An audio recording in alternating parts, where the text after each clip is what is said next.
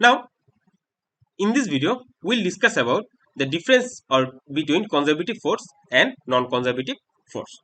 So, first of all, a conservative force. A force is said to be conservative if the work done by the force does not depend on the path along which the body moves. In our previous video, I explained this whole matter briefly. Okay, so this is the definition of conservative force. On the other hand, non-conservative force says that a force is said to be non-conservative if the work done by the force does depends depends on the path along which the body moves. In that part does not depend on the path along which the body moves. But in the non-conservative case, it depends. So I explained this thing in my previous lecture. Please saw this video to understand this differentiate briefly. Okay. So this is the formal definition of conservative force and non-conservative force. We also prove that work done by a conservative force is fully recoverable because the because we know the work done by this conservative force of over a round trip is zero. So hence we can say that work done by a conservative force is fully recoverable. And for this case, we know work done by such non-conservative force over a round trip is not zero. So work done by non-conservative force is irrecoverable. So we cannot recover this work. Okay. The third point is work done by the conservative force depends on the initial and final position. If I draw for conservative force for a gravitational force, this is a point A, this is a point B. Okay. So when I took this object from point A to point B, it only depends in point A where the body where the object was, and in point B where the object is now. So this is our initial point and this is our final point.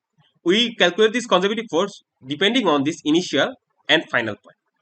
But in the case of non-conservative, work done by the non-conservative force does not depend on the initial and final position.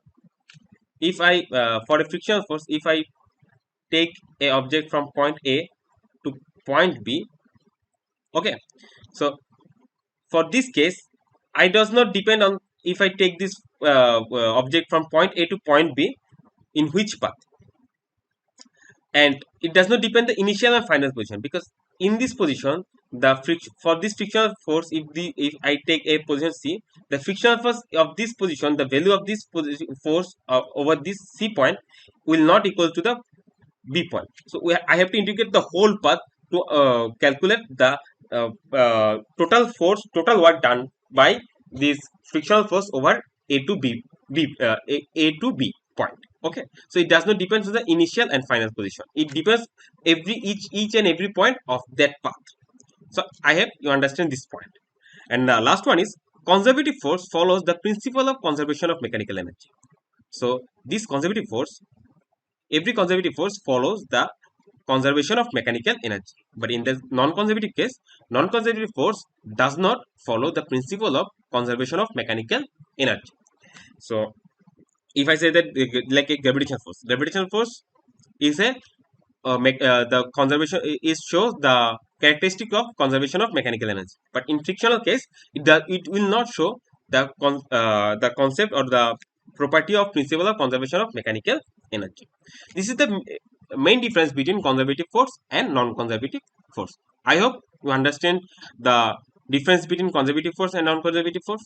If you like this video, please do subscribe to our channel and turn on the bell icon. Okay, thank you.